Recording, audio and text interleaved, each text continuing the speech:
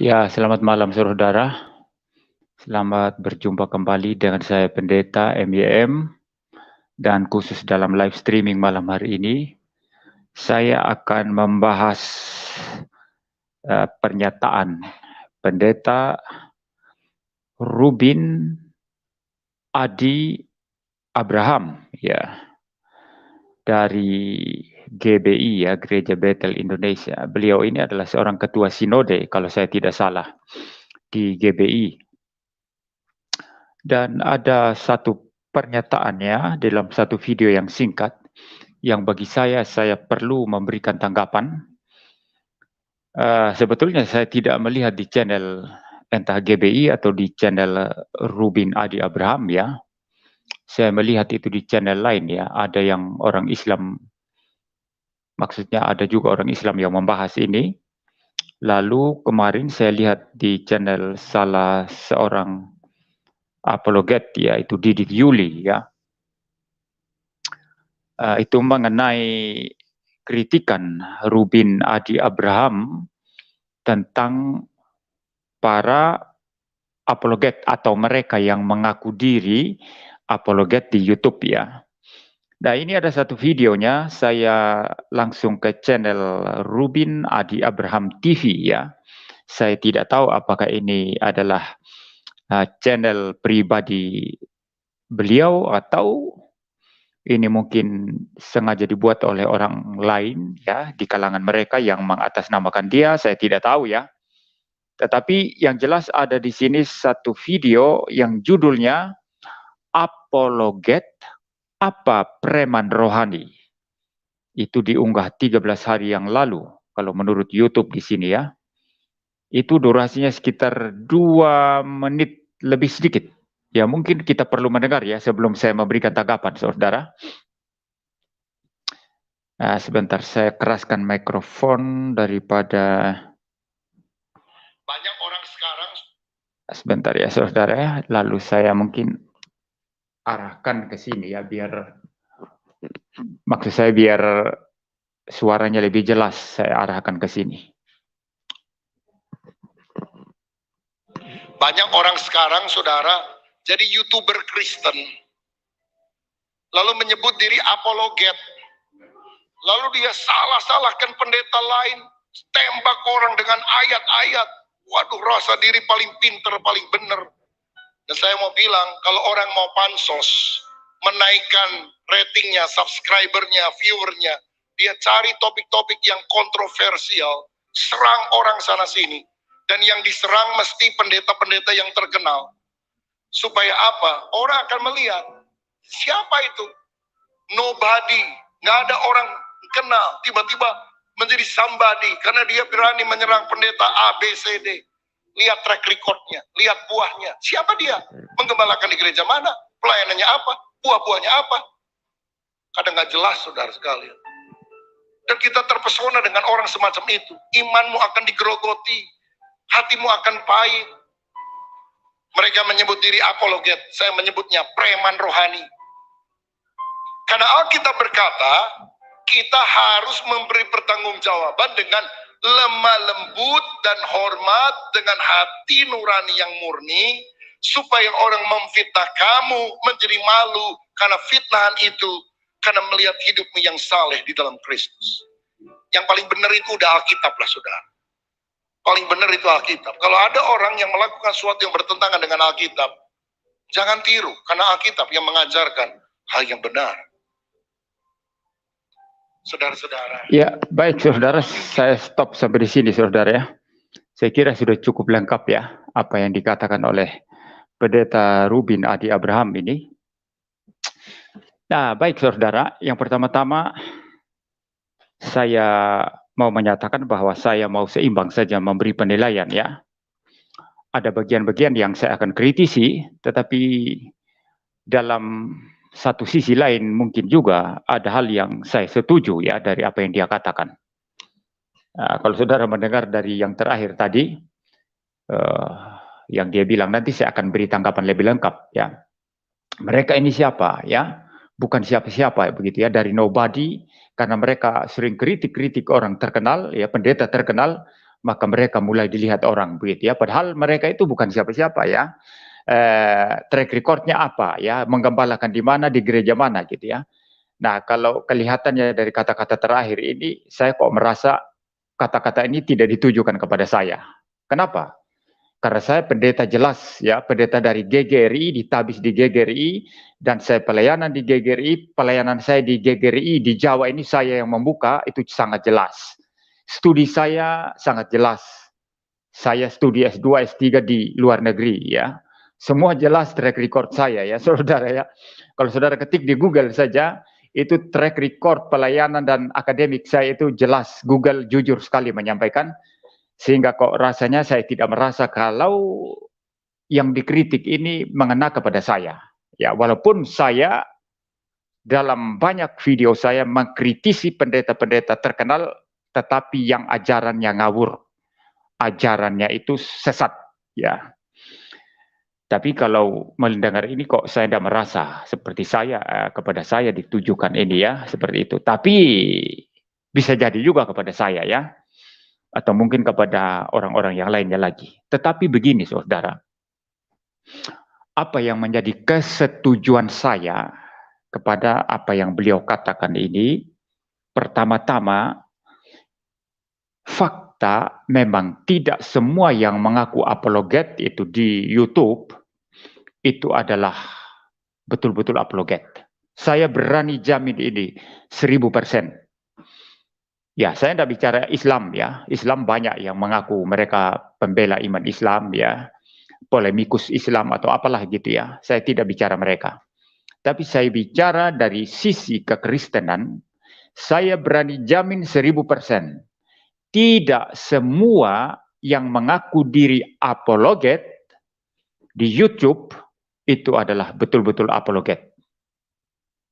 Nah, cuma beliau ini hanya dalam satu penyampaian yang begitu singkat ya. Coba harusnya detail ya. Yang dia maksud itu YouTuber Kristen yang bagaimana ya.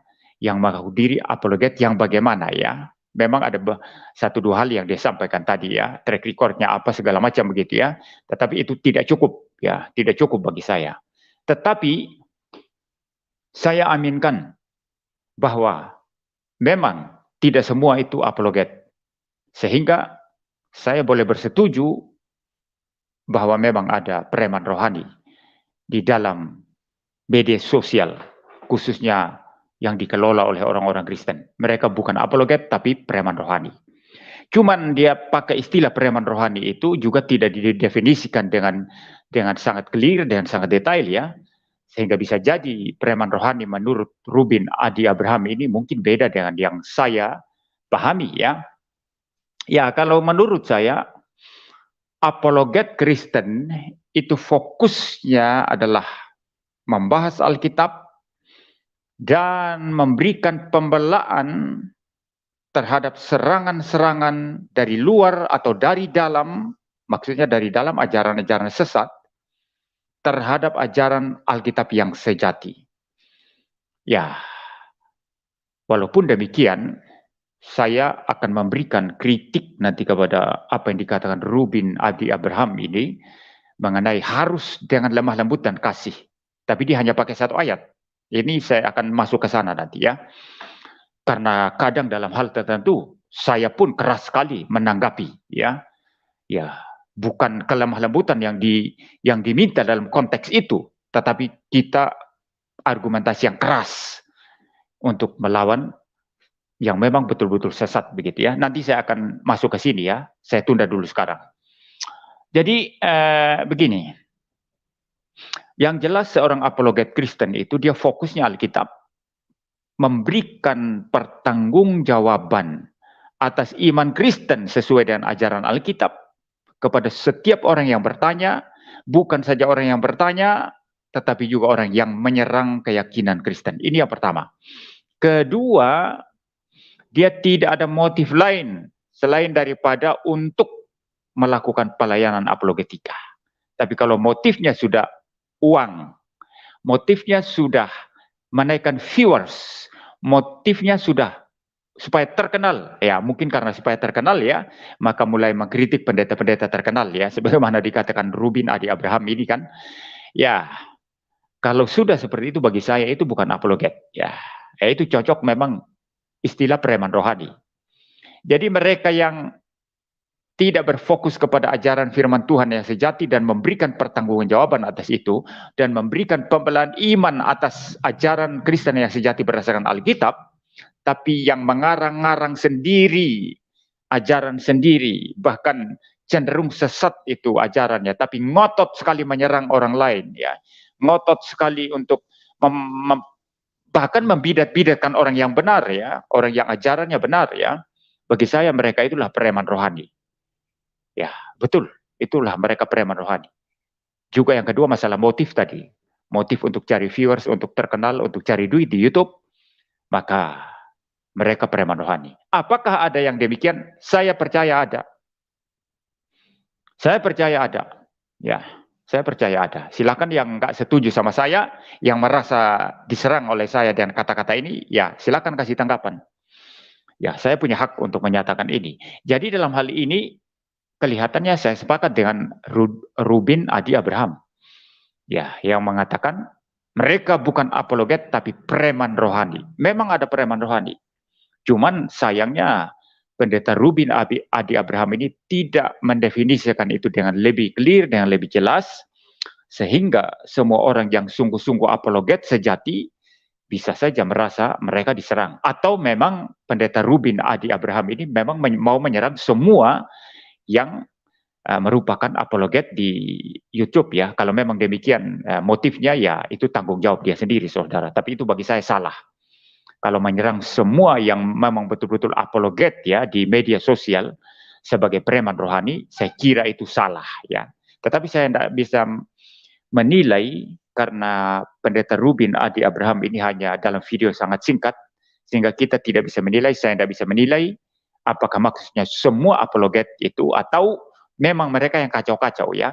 Nah, sejauh yang dia maksud yang kacau-kacau dan dia sebut itu preman rohani, saya aminkan 1000%.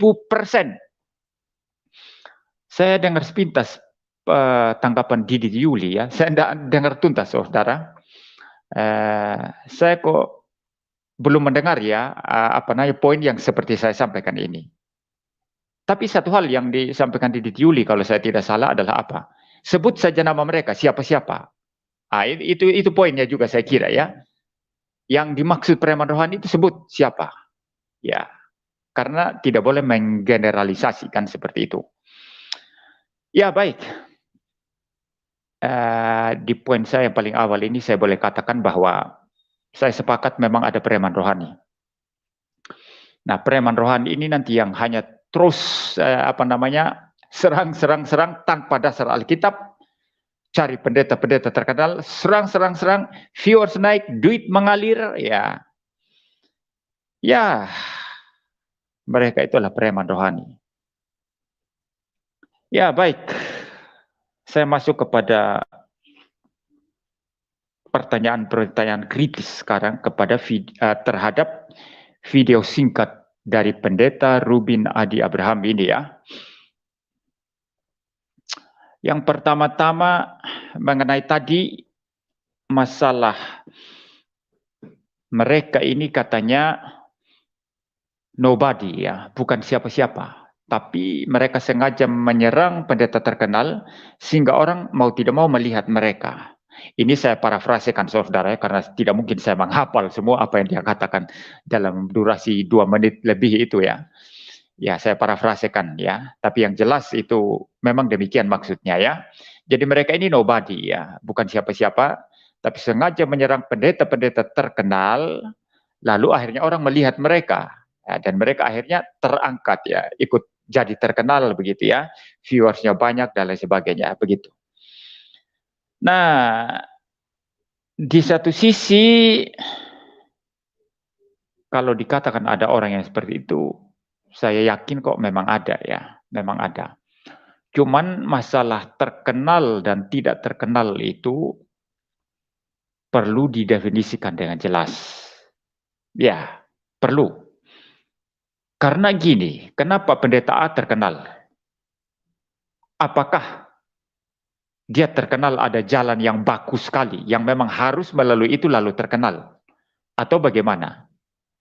Ya, maksudnya jalan yang baku yang memang harus lalui jalan itu, baru disebut pendeta terkenal, begitu ya. Nah, ini yang saya kritisi ya. Sebetulnya kalau pendeta Rubin Adi Abraham ini membahas itu dalam 1 jam atau 1 jam lebih, dan memberikan definisi-definisi yang jelas ya, pembahasan yang detail, ya mungkin lebih banyak hal yang kita bisa pahami ya. Tetapi karena ini hanya video singkat sekali, saya menjadi gelap di sini ya. Yang dimaksud pendeta terkenal, pendeta tidak terkenal itu apa? Kan harus ada indikatornya ya. Dan apakah untuk menjadi pendeta terkenal itu jalannya hanya satu saja atau bagaimana? Maka saya berani mengkritisi mereka yang begini. Ah, kamu pansos di YouTube. Kamu cari nama di YouTube. Kamu mau terkenal di YouTube. Loh, siapa yang melarang orang menjadi terkenal di YouTube? Apakah menjadi terkenal di YouTube itu sesuatu yang salah atau sesuatu yang tidak boleh? Karena kalau mau terkenal hanya boleh masuk TV, begitu ya. Kalau mau terkenal masuk TV, jangan masuk YouTube, begitu. Ini jadi kacau, pemahamannya jadi kacau, saudara. Maka mendefinisikan terkenal, tidak terkenal, lalu kemudian bagaimana mencapai popularitas keterkenalan itu bagaimana? Itu perlu jelas, saudara, didefinisikan. Bagi saya perlu clear, ya. Itu yang saya tidak dapatkan dalam video pendeta Rubin Adi Abraham. Nah, sekarang begini. Pendeta terkenal, katakanlah pendeta Gilbert, begitu ya. Gilbert Lumoindong, Philip Mantova. Jelas sebelum media sosial, YouTube, atau Facebook, atau Instagram, atau TikTok ada. Orang-orang seperti ini terkenal bagaimana? Ada 2 cara saja. Mereka terkenal ada 2 cara. Pertama apa? Mereka rajin bikin acara keliling ke kota-kota lain, atau ke tempat-tempat lain, ke luar pulau. Keliling Indonesia misalnya. Itu cara pertama. Cara kedua, mereka membeli siaran di televisi. Ya, atau ada pihak televisi mengajak mereka kerjasama.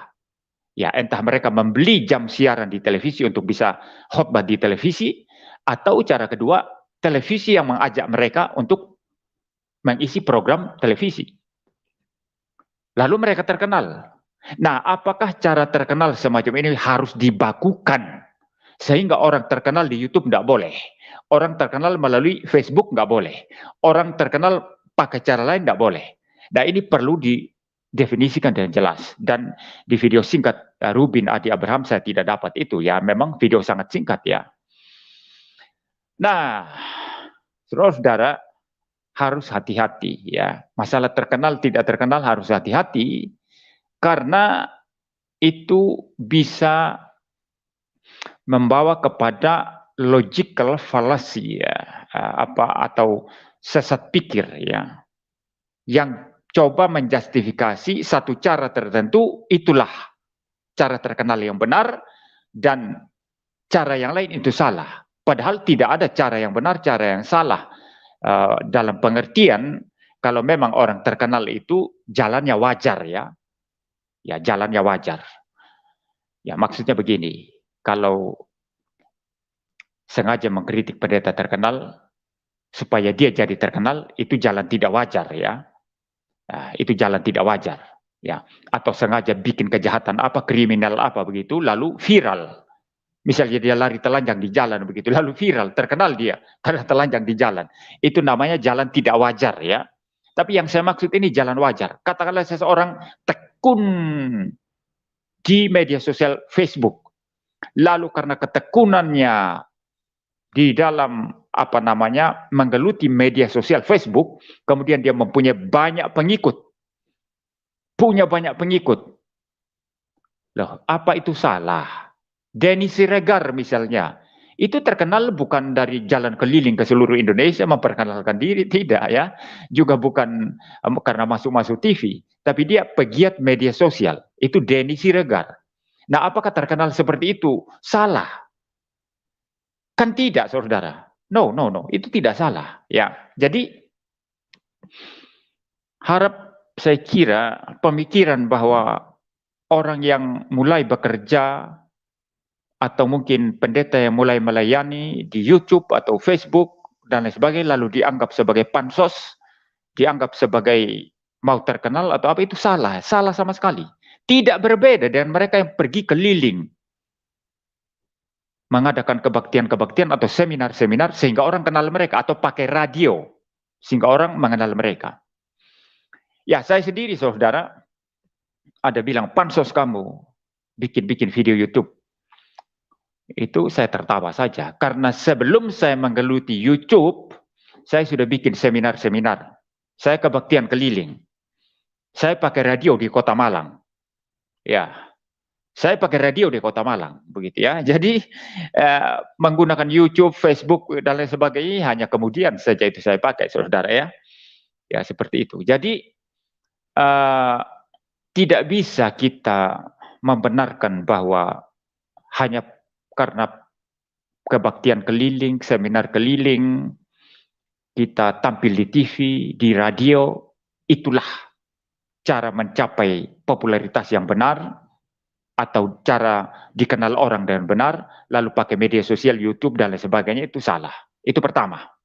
Kedua, sekarang tidak semua orang yang mengkritisi pendeta besar itu pasti pansos, itu pasti cari viewers, itu pasti ingin terkenal dengan cara mengkritik. Ya, tapi kalau motifnya mengkritik untuk terkenal, saya yakin ada. Motifnya mengkritik untuk pansos, saya yakin ada. Motifnya mengkritik supaya viewersnya banyak dan dapat duit, saya yakin ada. Tetapi tidak semua demikian. Karena apa? Ada orang-orang tertentu yang memang mungkin belum terkenal, ya, belum terkenal di Facebook, di YouTube, belum terkenal secara umum, orang belum kenal dia, tetapi dia memulai satu pelayanan dan terpaksa harus mengkritik seorang pendeta besar, karena memang pendeta besar itu ada ajarannya yang sesat. Nah, apa orang seperti ini kita katakan pansos? Orang seperti ini kita katakan cari popularitas dengan cara kritik pendeta besar? Nggak bisa dong, nggak bisa. Dia sedang menjalankan tugas apologetika, sedang mengkritisi ajaran sesat. Dan itu sudah, tradisi semacam ini sudah berlangsung sejak dari perjanjian lama. Bagaimana hamba-hamba Tuhan yang benar, nabi-nabi yang sejati, walaupun ditolak oleh mayoritas, tapi mereka berani mengkritik. Perjanjian baru sama, para rasul seperti itu. Ya, kemudian bapak-bapak gereja, sampai ada yang kita sebut bapak-bapak gereja apologet, memberikan pembelaan iman Kristen kepada pertanyaan-pertanyaan, serangan-serangan dari luar terhadap iman Kristen. Dan justru melalui pekerjaan apologetika semacam ini, dan melalui diskusi perdebatan yang ada, adu argumentasi yang ada, doktrin-doktrin paling penting, yang paling fundamental, yang sangat-sangat alkitabiah, seperti Trinitas, dan seperti doktrin Dui Natur Kristus, ya, kristologi, keunikan Kristus dan lain sebagainya, itu muncul ke permukaan. Dan saya kira gereja GBI sendiri pun kan memegang itu semua, ya, memegang itu semua, ya. Kalau tidak memegang itu kan bidat namanya, seperti itu. Jadi kita tidak bisa mengatakan bahwa seseorang yang mengkritisi pendeta terkenal sebagai pansos, sebagai cari popularitas. Memang ada yang seperti itu, tapi tidak semua seperti itu. Nah, kita lihat motifnya saja. Kalau motifnya memang sungguh-sungguh ingin meluruskan apa yang salah, maka orang seperti ini kita tidak bisa katakan dia pansos, dia cari mau terkenal, mau cari duit atau apa, begitu ya. Nah, itu ya. Lalu juga yang saya perlu bahas adalah mengenai track record tadi, ya. Track record pelayanan. Saya aminkan apa yang dikatakan oleh pendeta Rubin Adi Abraham ini, karena memang bagi saya itu penting, ya. Kalau seseorang sekolah tidak jelas, Dia melayani di mana tidak jelas, begitu. Tiba-tiba muncul di internet. Semua gelap, latar belakangnya itu gelap ya. Tiba-tiba muncul di internet, di YouTube, di Facebook, lalu bersikap seolah-olah dia adalah pembela iman Kristen. Nah, ini kacau ya. Ya, kalau betul-betul tidak jelas ya, latar belakang sekolahnya tidak jelas, belajar di mana nggak jelas ya, lalu kemudian latar belakang pelayanan gerejawinya nggak jelas ya, lalu tampil-tampil di media sosial lalu menyematkan itu di depan namanya sebagai apologet Kristen ya, begitu ya, apologis begitu ya. Ini saudara memang sesuatu yang sangat-sangat menyedihkan. Nah, kalau ini disebut preman rohani, saya aminkan itu 1000%. Itu memang preman rohani. Jelas itu preman rohani. Ya, jadi sekolah perlu jelas. Di mana sekolahnya? Pendidikannya harus jelas. Ya, semua harus jelas. Dan yang lebih penting, doktrinnya harus jelas. Ajarannya harus jelas. Posisinya harus jelas. Lah, ajarannya kayak bunglon ya, ajaran tidak jelas begitu ya, sekolah tidak jelas, latar belakang pelayanan gerejawi nggak jelas, tiba-tiba muncul ngaku-ngaku apologet. Inilah preman rohani. Saya aminkan 1000% apa yang dikatakan Pendeta Rubin Adi Abraham. Dalam konteks ini ya, dalam konteks ini. Itu memang preman rohani itu. Ya, itu bukan apologet. Walaupun demikian, saya tetap bersikap kritis terhadap pernyataan Pendeta Rubin Adi Abraham, karena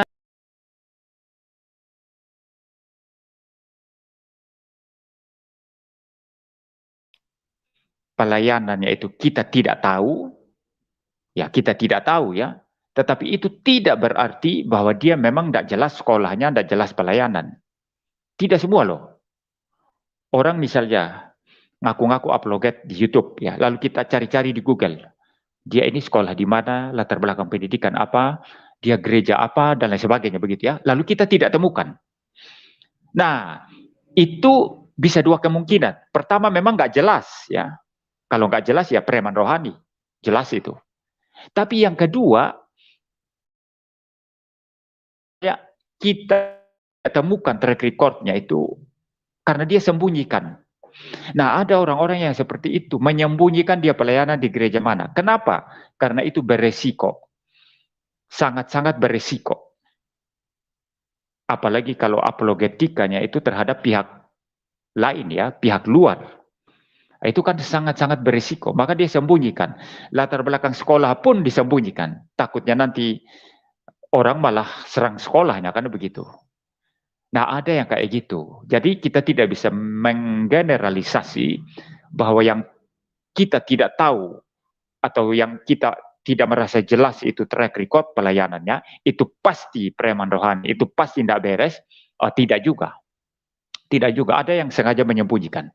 Padahal mereka jelas sekolahnya, pelayanan gerejawi mereka jelas ya, track record pelayanan mereka sebetulnya jelas, tapi disembunyikan. Nah, ada yang seperti itu, sehingga bagi saya kita tidak bisa menggeneralisasi saja. Ya, tapi memang ya di video yang sangat singkat itu, Pak Rubin Adi Abraham ini ya saya kira ya sulit menyampaikan itu ya. Jadi saya tidak tahu sebetulnya maksudnya Pendeta Rubin Adi Abraham ini secara utuh seperti apa kita tidak tahu ya, saya tidak tahu ya. Tapi berdasarkan karena tidak lengkap seperti itu, ya maka saya perlu memberi penilaian-penilaian, saudara ya, seperti itu. Jadi tidak semua yang kita tidak tahu latar belakang atau track record pelayanannya, juga pendidikan teologinya, itu tidak berarti bahwa mereka pasti tidak jelas ya, pasti palsu, pasti preman rohani, ya, karena bisa saja dia menyembunyikan track record-nya itu untuk keamanan, ya, keamanan lembaga-lembaga tertentu, keamanan gerejanya dan lain sebagainya. Lalu mungkin ini yang terakhir ya, saudara kalau mau masuk nanti memberikan tanggapan, silakan masuk ya. Silakan masuk, saudara, untuk bisa memberikan tanggapan. Saudara bisa klik link interaksi di live chat saya sudah pin ya, jadi saudara tinggal bisa klik itu dan masuk. Mungkin saya berikan kesempatan 1-2 orang. Kalau tidak ada, ya saya akan tutup saja ya live streaming ini. Yang terakhir, yang Pak Rubin Adi Abraham katakan itu, bukankah seharusnya apologetika itu harus kita sampaikan dengan lemah lembut dan seterusnya begitu ya. Mungkin saya baca saja ayat yang saya kira Pak Rubin Adi Abraham dari 1 Petrus pasal yang ketiga ayat 15 ya. 15-16 ya. Mungkin saya baca saja dari ayat 13 ya. Dan siapakah yang akan berbuat jahat terhadap kamu jika kamu rajin berbuat baik? Tetapi sekalipun kamu harus menderita juga karena kebenaran, kamu akan berbahagia. Sebab itu janganlah kamu takuti apa yang mereka takuti dan janganlah gentar. Tetapi kuduskanlah Kristus di dalam hatimu sebagai Tuhan. Dan siap sedialah pada segala waktu untuk memberi pertanggungan jawab kepada tiap-tiap orang yang meminta pertanggungan jawab dari kamu tentang pengharapan yang ada padamu. Tetapi haruslah dengan lemah lembut dan hormat dan dengan hati nurani yang murni, supaya mereka yang memfitnah kamu karena hidupmu yang saleh dalam Kristus menjadi malu karena fitnahan mereka itu. Ya, sampai ayat 16 ya, saya baca ini saudara ya. Ini sangat jelas ya. Jadi ini memang terutama ayat 15-16 yang sering dipakai sebagai dasar apologetika Kristen ya. Jadi memberi pertanggungan jawaban atas iman, memberi jawaban ya, atau memberikan respons tanggapan terhadap serangan-serangan, pertanyaan-pertanyaan terhadap iman Kristen, memang itu dasarnya harus lemah lembut dan hormat, dan dengan hati nurani yang murni, supaya mereka yang memfitnah kamu karena hidupmu yang saleh dalam Kristus menjadi malu karena fitnahan mereka. Saya aminkan ini 1000%, tetapi kita tidak bisa berhenti pada satu ayat ini. Kalau bicara apologetika ya. Kalau begitu caranya nanti kita bersikap tidak adil terhadap bagian-bagian lain daripada Alkitab. Saya percaya bahwa melakukan tugas apologetika memang prinsipnya harus seperti ini. Saya percaya itu. Tetapi kita tetap perlu melihat bagian-bagian lain daripada Alkitab. Ya, supaya kita bisa seimbang. Sehingga di dalam hal ini, saya sepakat dengan Pendeta Rubin Adi Abraham bahwa memang harus dengan lembah lembut ya, dan penuh kasih ya, dan hati nurani yang murni. Itu penting. Kalau hati nurani yang murni itu selalu harus ada.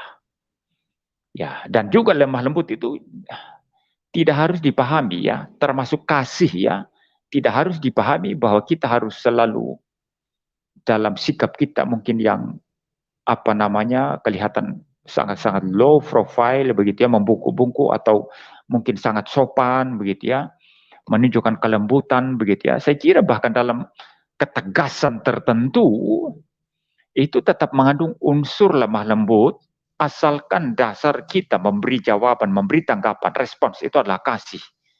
Ya, adalah kasih ya. Ya. Karena kasih tidak bisa diwujudkan dalam hal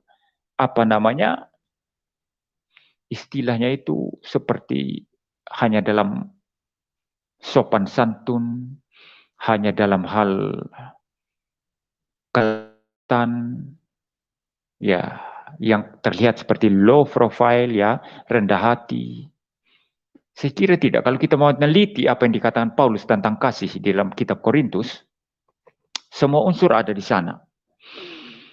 Termasuk tidak bersukacita karena ketidakadilan.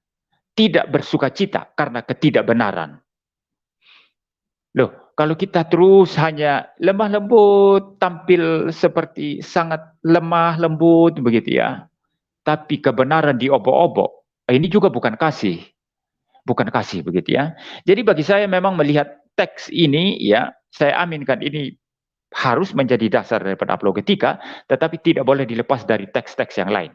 Nah sekarang begini, kalau kita hanya mengambil ini ya, harus lemah lembut ya, saya baca ulang ya saudara ya. Tetapi kuduskanlah Kristus di dalam hatimu. Ini sangat penting ya. Ini mutlak penting, ini harus ada ini. Jangan ada motif atau niat yang jahat, yang tidak suci ya, yang tidak memuliakan Kristus dalam tugas apologetika. Tetapi kuduskanlah Kristus dalam hatimu, di dalam hatimu sebagai Tuhan. Dan siap sedialah pada segala waktu untuk memberi pertanggungan jawab kepada tiap-tiap orang yang meminta pertanggungan jawab dari kamu tentang pengharapan yang ada padamu. Tetapi haruslah dengan lemah lembut dan hormat. Dan dengan hati nurani yang murni. Dan seterusnya ya saudara ya. Harus lemah lembut dan hormat. Hati nurani yang murni. Nah, kalau betul-betul kita ambil ayat ini saja dan lepaskan dari bagian lain Alkitab, pertanyaan saya, bagaimana dengan Paulus dalam surat Galatia yang mengatakan, siapapun yang memberitakan Injil lain, sekalipun malaikat atau kami dari pihak kami yang memberitakan Injil yang lain selain daripada yang kami beritakan, terkutuklah dia. Dan jangan lupa, surat Galatia itu adalah surat apologetika. Ada unsur apologetika di dalamnya. Pembelaan iman Kristen yang sejati terhadap kekacauan-kekacauan yang ditimbulkan oleh orang-orang Yahudi tertentu yang ngaku Kristen, yang mengatakan tidak cukup kamu hanya beriman saja. Kamu perlu juga disunat, perlu melakukan hukum Taurat. Maka Paulus melawan ini. Paulus berapologetika di sana. Dan dia menggunakan kata yang sangat keras dan kasar. Sekalipun malaikat dari surga atau dari kami, siapapun yang memberitakan Injil yang lain, terkutuklah dia. Ya, saudara. Ini saya buka saja ya, saya tidak mempersiapkan ayatnya tadi. Karena saya hanya mempersiapkan ini ya, saudara ya. 1 Petrus ya. Jadi kalau mau setia kepada Alkitab, saya kira harus seimbang ya, melihat seluruh bagian Alkitab. Ya, kita tidak bisa hanya mengambil satu ayat saja, apalagi tugas apologetika itu adalah tugas yang penting ya. Mendasarkan apologetika hanya pada satu ayat, saya kira tidak adil dan ada bahayanya menurut saya ya. Ini saya tidak persiapkan, saya jadul saudara, saya pakai Alkitab yang model lama saja, yang buku ya. Jadi saya buka ya saudara ya, dari Galatia pasal 1 ayatnya yang mungkin saya baca dari ayat yang ke-6 ya, dan seterusnya. Aku heran bahwa kamu begitu lekas berbalik daripada Dia yang oleh kasih karunia Kristus telah memanggil kamu dan mengikuti suatu Injil lain yang sebenarnya bukan Injil. Hanya ada orang yang mengacaukan kamu dan yang bermaksud untuk memutarbalikkan Injil Kristus. Tetapi sekalipun kami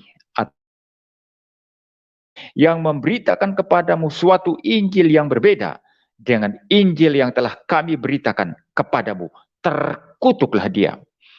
Ayat berikutnya, seperti yang telah kami katakan dahulu, sekarang ku katakan sekali lagi, jikalau ada orang yang memberitakan kepadamu suatu Injil lain, suatu Injil yang berbeda dengan apa yang telah kamu terima, terkutuklah dia. Di sini Paulus sangat keras sekali, saudara, ya, menggunakan kata-kata yang begitu keras, ya. Dan ini adalah surat apologetika ini, Galatia ini, yang melawan pemahaman bahwa kalau mau selamat tidak cukup hanya melalui iman. Tidak cukup hanya melalui iman. Perlu lakukan hukum Taurat, perlu sunat dan lain sebagainya. Ya, dan yang lebih fundamental lagi, mari kita kembali kepada perjalanan pelayanan Tuhan Yesus ya. Apakah Tuhan Yesus salah ketika mengatakan kepada orang-orang Farisi ahli Taurat itu, keturunan ular beludak kalian semua? Apakah Yesus salah di sana? Dalam Injil Yohanes, itu mulai dari pasal yang ke-6 kalau saya tidak salah itu, sampai terus pasal yang ke-8. Itu ada perdebatan panjang dengan orang Yahudi. Ya, orang Yahudi keras kepada Yesus. Mereka mengatakan kamu orang gila yang kerasukan setan. Tapi Yesus tidak kalah kerasnya memberikan teguran, hardikan kepada mereka. Bapakmu adalah iblis, kata Tuhan Yesus. Ini keras sekali, saudara.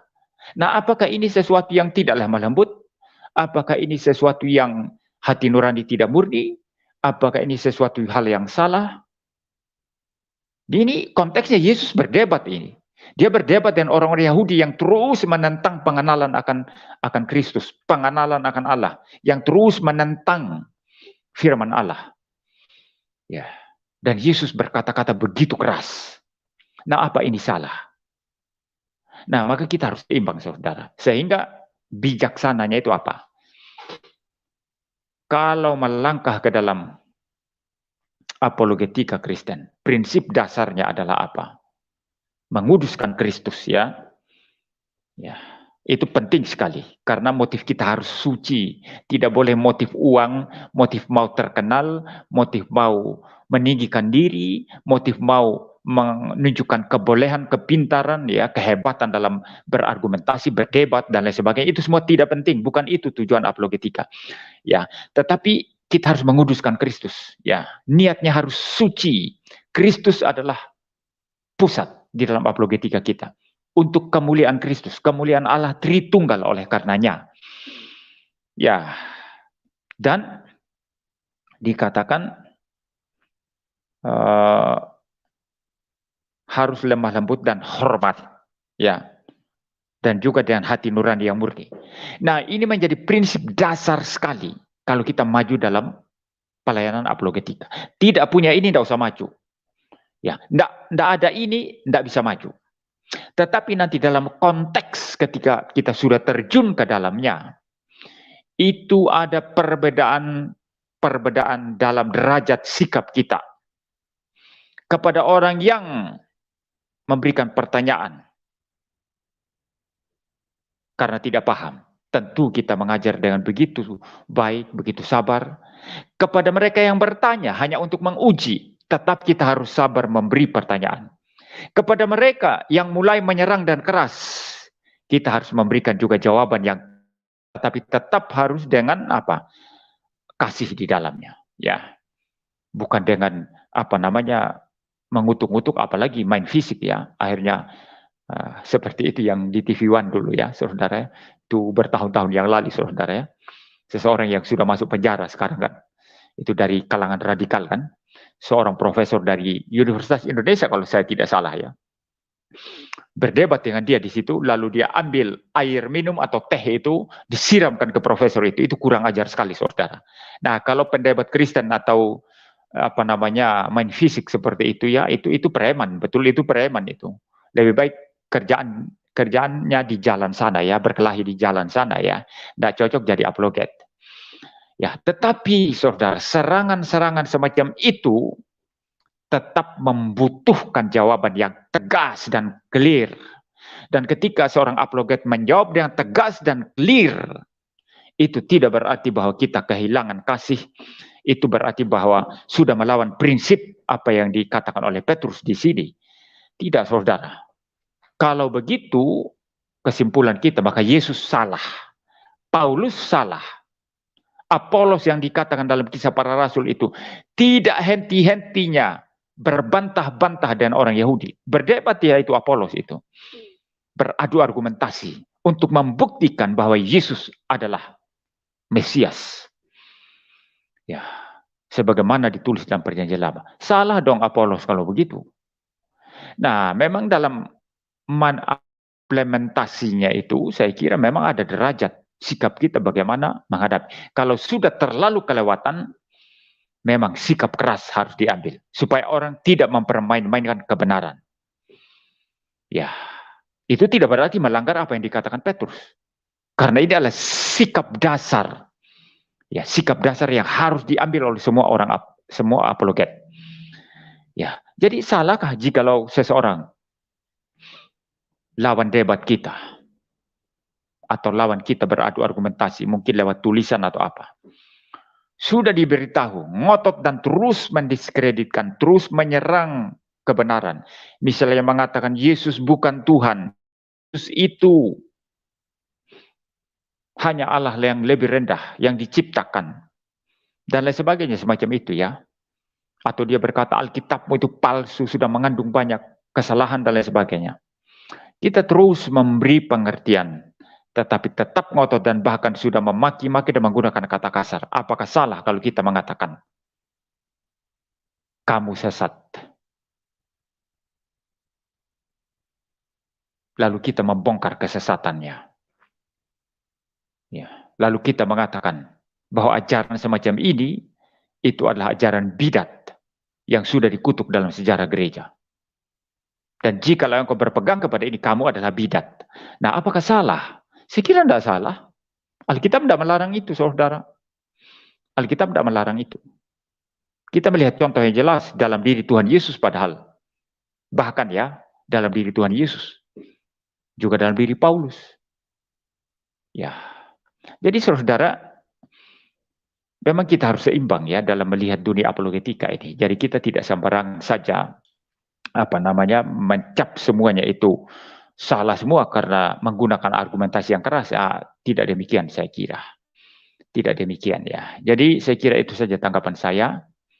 Pada dasarnya saya akui memang ada preman rohani ya.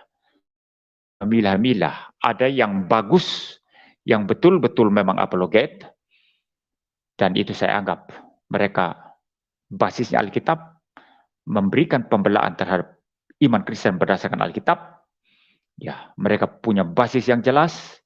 Kedua, motif mereka bukan cari duit, bukan cari viewers, bukan cari terkenal, tapi memang motifnya untuk melakukan pelayanan apologetika. Ini pelayanan yang sangat indah, yang banyak orang hindari karena takut, ya, karena memang tidak mau ambil risiko dan lain sebagainya. Tapi bersyukur ada orang-orang Kristen yang terjun ke dalamnya. Nah, mereka adalah apologet, bukan preman rohani. Tetapi saya setuju dengan pendeta Rubin Adi Abraham, kalau maksudnya adalah mereka yang ngawur-ngawur, sekolah tidak jelas, pelayanan tidak jelas, bahkan pemahaman firman Tuhan tidak jelas, tapi tampil di YouTube, tampil di media sosial, mengaku apologet, lalu mereka mulai kritik sana, kritik sini, hantam pendeta-pendeta terkenal hanya untuk cari viewers, untuk cari terkenal. Memang mereka preman rohani. Saya aminkan itu. Ya, saya aminkan itu. Ya, jadi itu tanggapan saya, saudara.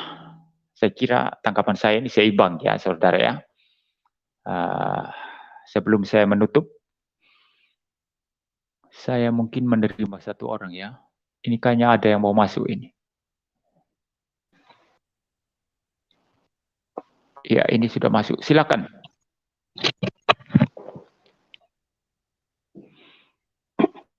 Ya, silakan. Ini Serafika. Iya, Pak. Selamat malam, Pak Liwali. Ya. Bisa dengar, Pak? Ya, silakan. Ya, silakan. Ya, sebenarnya saya singkat saja, tidak panjang, Pak. Saya melihatnya mungkin ada sedikit kegalauan di antara para hamba Tuhan yang menurut saya jarang tampil ya, seperti para apologet, contohnya Bapak Muriwali, dan mungkin saja ini pandangan saya ya Pak, karena mungkin ya, bisa dibilang kalah action lah begitu, mungkin agak kasar bahasa saya, tapi itu pandangan saya memang seperti itu Pak, saya melihat. Jadi mungkin karena merasa tersaingi atau bagaimana ya, padahal saya justru melihat para apologet ini orang-orang yang bertempur di barisan depan ya, jadi bisa dibilang berhadapan langsung dengan serangan-serangan dari luar, khususnya dari saudara-saudara kita dari seberang. Jadi mungkin cuma itu saja Pak. Ya, baik. Tanggapannya bagus juga tanggapannya ya. Memang mungkin ada yang tapi kalau Pendeta Rubin Adi Abraham ini saya beberapa kali sih dengarkan videonya, dan menurut saya ajarannya bagus ya beliau ini, dan kelihatannya dari penampilan dan gaya beliau ini bukan orang yang suka itu sih ya, suka mau tampil atau apa begitu ya. Ya, bukan orang seperti itu ya. Jadi mungkin kalau galau mungkin Saya tidak merasa dia galau ya. Mungkin pendeta lain ada. Mungkin pendeta lain ada. Pak. Ya, pendeta lain adalah ya gitu ya. Tapi kalau beliau ini memang murni, saya kira memang mau mengkritisi sih sebetulnya. Mungkin dia gerah, mungkin karena melihat yang menurut dia ya mungkin preman rohani itu tadi ya. Cuman itu bagi saya kan perlu didefinisikan biar tidak menggeneralisasi semua yang justru sungguh-sungguh apologet nanti dianggap sebagai preman rohani. Itu kan bahaya, itu tidak bagus ya. Saya sendiri akui itu memang preman rohani ada kok, ada. Jangan katakan tidak ada ya. Cuman perlu didefinisikan dengan jelas begitu ya. Karena Iya, Pak. biar bagaimanapun pekerjaan Tuhan dalam bidang apologetika ini perlu didukung, perlu dipelihara oleh orang Kristen sendiri, bahkan oleh pendeta-pendeta yang tidak terjun, tapi mereka harus memberikan support, harus memberikan dukungan mestinya kan. Apalagi kita berhadapan dengan pihak sebelah ini yang terus mengatakan Alkitabmu itu palsu, Yesus itu diangkat jadi Tuhan pada konsili Nisea gitu ya. Yesus itu kalau Tuhan kok mati di atas kayu salib, Tuhannya orang Kristen kok Tuhan yang kayak gitu ditertawa-tawakan lalu kita memberi pembelaan iman. Mestinya bagi saya harus didukung begitu ya, bukannya dikatakan sebagai preman rohani atau apa. Tetapi karena videonya hanya 2 menit itu, jadi memang bagi saya sulit untuk kita melihat dengan jelas apa sih maksudnya sebetulnya. Cuman saya tadi kan tangkapan saya umum semua ya. Umum semua. Jadi saya ada hal yang saya setuju, ada hal yang saya perlu kasih tanggapan, perlu kasih kritik begitu ya. Seperti itu. Ya, ya mungkin ada yang galau. Ya bisa jadi ada yang galau. Ya.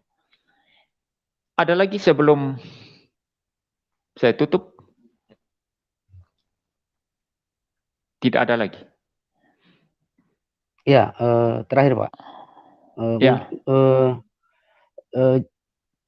Justru karena memang penjelasan dari Pak Rubin memang benar, saya melihat Pak Rubin kurang eksplisit menjelaskan yang dimaksud itu siapa. Alangkah baiknya kalau memang Pak Rubin langsung saja menyebut ya siapa yang disebut yang dimaksud dengan preman apologet yang preman gitu.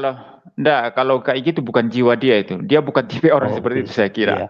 Bukan. Iya. Ya, tapi paling tidak sebetulnya kan harus kriteria yang sangat lengkap dan jelas kan begitu sehingga orang tidak salah paham. Iya, Pak. Karena itulah makanya makanya saya justru menyimpulkan. kayak teman-teman saya ya yang kayak Didit Yuli kasih tanggapan apa kan itu memang saya akui mereka apologet ya, ada dasarnya. Kalaupun mengkritisi pendeta-pendeta terkenal masalah persepuluhan atau apa, mereka punya dasar Alkitab. Saya tidak mengatakan mereka preman rohani. Ya, ada banyak yang seperti itu. Masa kan kayak Pak Esra Soru, Pak Deki itu preman rohani kan? Enggak boleh dong kayak gitu. Itulah Pak. Ya. Harapan saya mungkin setelah melihat video Pak MYM akan ada yang apologet juga sudah saya lihat sudah posting, mungkin Pak Rubin bisa ya, berikan penjelasan lah untuk menetralkan suasana. Ya baik ya, hanya itu ya. Ya itu Pak. Ya baik, saya tutup saja live streaming ya. Tuhan memberkati kita sekalian.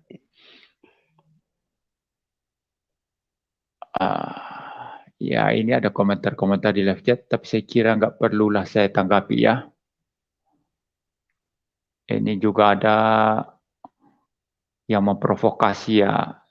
Saya bukan maksud memprovokasi atau apa di sini. Saya nggak ada tujuan itu ya. Karena saya tahu benar musuh saya itu siapa ya. Musuh saya itu yang menyerang Alkitab. Musuh saya itu yang menyerang pengenalan akan Allah, yang menentang pengenalan akan Allah. Dan musuh saya itu yang harus dihancurkan ya. Ada satu lagu Api Reformasi yang saya ciptakan dan kita janjikan dalam acara peringatan Hari Reformasi tanggal 31 yang kemarin. Lalu ada seseorang menulis, masa kasih kok hancurkan musuh? Nah dia tidak paham. Saya tidak bermaksud musuh manusia ya. Musuh manusia artinya perjuangannya melawan darah dan daging ya. Lalu kamu kafir, bunuh kamu begitu. lalu ledakkan kepala orang. Kita tidak ada prinsip itu. Kita harus kasih ya. Tetapi betul-betul ada musuh. Nah, Paulus clear sekali mengatakan musuh kita siapa? Roh-roh jahat di udara, penentangan pengenalan akan Allah. Ya, itu yang kita harus lawan. Dan bagi saya itu harus dihancurkan. Sehingga bagi saya betul-betul paham siapa musuh saya, siapa lawan saya, dan siapa teman yang seolah-olah seperti musuh ya. Maka kalau teman seolah-olah seperti musuh, saya tidak akan peduli. Saya nggak akan peduli. Saya hanya fokus kepada musuh sejati ya. Yaitu memang pengajaran sesat dan penentangan pengenalan akan Allah dan serangan-serangan yang brutal terhadap pengajaran-pengajaran iman Kristen yang fundamental. Saya kira itulah musuh ya. Ya saya kira itu ya. Saya tidak akan terprovokasi dan tulisan-tulisan di live chat ini yang agak kasar dan keras ya. Baik, saya tutup live streaming sampai di sini. Tuhan memberkati kita sekalian.